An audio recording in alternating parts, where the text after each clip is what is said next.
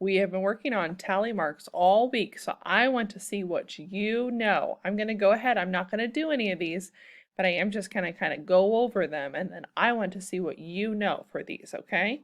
All right, so what you're going to do is you are going to match up, okay?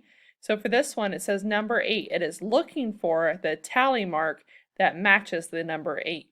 So you need to look at this one and count them, this one and count it, and then the third option and count it. And then you're going to take this circle right here and you're going to drag it over the correct answer, okay? Same thing over here. You're going to look at this whole thing right here and count all of these tally marks together, and then you're going to figure out if it's 7, 8, or 9.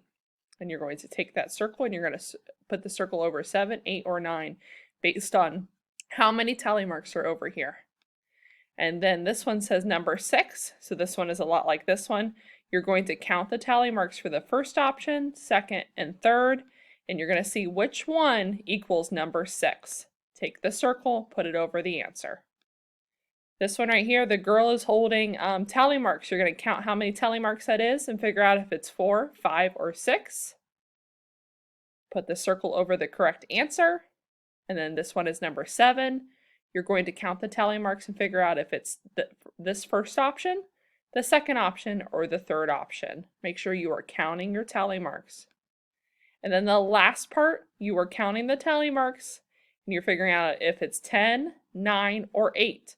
Taking that circle and putting it over the correct answer. Okay guys, I want to see all that you've learned this week, so take your time and really focus on this.